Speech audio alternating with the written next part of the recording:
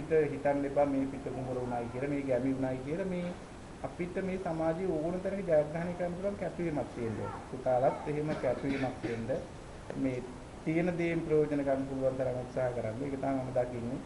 මේ හැබැයි ඉතින් අලුත් සමාජයට මෝදෙන්න ගියාම ඉතින් අපි කැමති නැහැ. දැන් අපි කිව්වොත් පුතාලට මේ ඉරිත් එක දෙතරයක් ඇඳගෙන මහන්දි කියලා ඒක කරන්නේ නැහැ. නමුත් ඉතින් එහෙම හරි ගිහිල්ලා කැපිච්ච පුද්ගලයෙකුට වරදින්නේ නැහැ.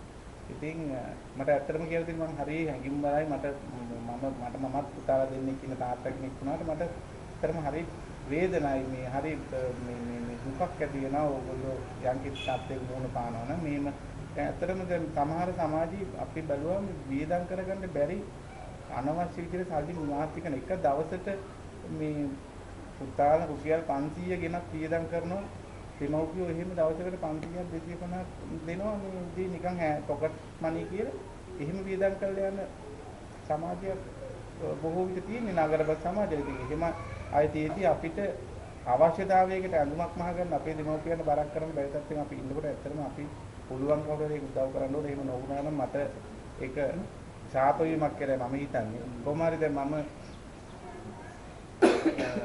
කතා කරන්න ඉච්චර ගොඩක් අවශ්‍ය නැහැ මම කවුද කියලා පොදුන පස්සේ හරි අඳුනගන්න මට කියන්න තියෙන්නේ මේ කුමාර මහත්මයාගේ තමයි තාත්තයි කැපවීම තමයි මේකට මුල්ුනේ නමුත් මම විදුහලට ආදරේ තිබුණට විදුහලට යමක් කරන්න මගේ හිතේ තිබුණට මට කවුරු හරි කෙනෙක් මගෙන් ඇවිල්ලා ඉල්ලුවේ හරි මට මේ දේ කිව්වේ නැතිනම් මට ඒ අවස්ථාව ලැබෙන්නේ නැහැ. එහෙනම් මම අනේක වාරයක් ස්තුතිවන්ත කුමාර මහත්මයාට තමයි මහත්මයා මට ඒක මතක් කරලා මේ දේ උදව් කරන්න කියලා දෙයගෙන ඉදිරියේදී මම අද මම ලොකු සල්ලිකාරයෙක් නෙමෙයි සල්ලි තියෙන නිසා මේ විඳන් කරන්න උත්සාහ කරනවා නෙමෙයි. නමුත් මගේ ගේ දොර දැක්කොත් මේ සමහර විට මේ මගේ අම්මා තාත්තා ඉන්නේ ගේ දැක්කොත් hina වෙන්න පුළුවන්. නමුත් මට මේ සල්ලි මුදල් විඳන් කරලා මේ ගෙවල් දොරවල් හදන්න කියලා එහෙම මේ මනසක් නෙමෙයි මට තියෙන්නේ. මට තියෙන්නේ මම මේ සමාජයට බිහි කරා මම මගෙන් විය යුතු දේවල් මම කරන්න ඕනේ. දැන් මම තනියෙන් මඩි ගහගෙන හරි එහෙම නැත්නම් සැප සම්පත් විඳින්න හරි මේ ඒ සල්ලි නාස්ති කරන්නේ මට හිතෙන්නේ මම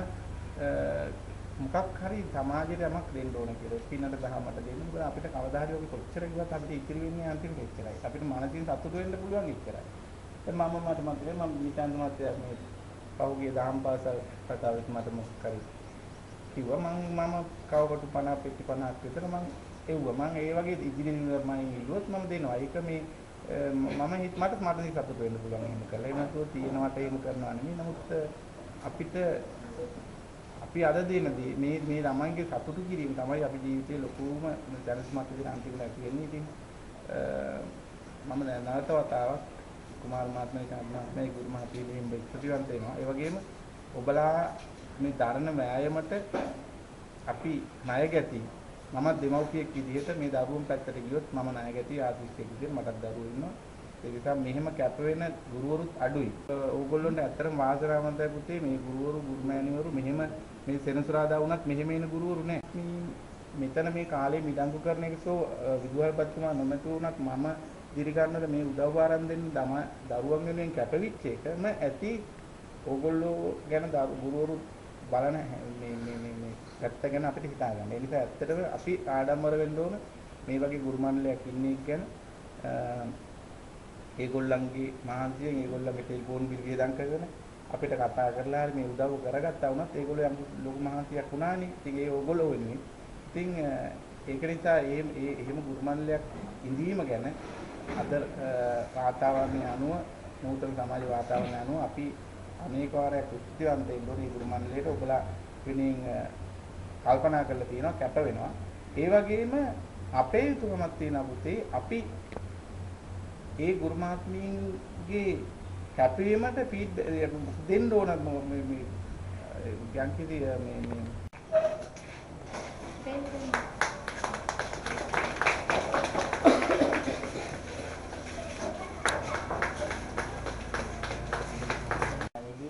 අපිට ලැටි විදිහට ප්‍රාදී කිසි වැල්ලක් ගන්න බැරි විදිහට තමයි අපි මෙතන දැනලා හිටියේ අපේ ලොකු ස්ථානය ලබා ගන්න තමයි මට නම් හිතෙන්නේ.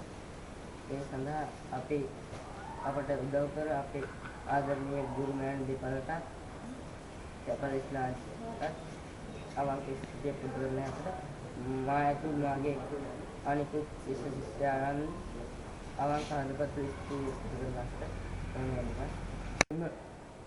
දර්දරයන්නේ මේක ටිකක් කනගාටුවෙන් කියන්න ඕන කාරණයකුත් තියෙනවා මේක. හේතුව අපේ මේ පාසලේ අධ්‍යාපනය ලැබලා අද මේ රටේ ඉහළ තලයේ රැකියා කරන බොහෝ පිරිස් ඉන්නවා.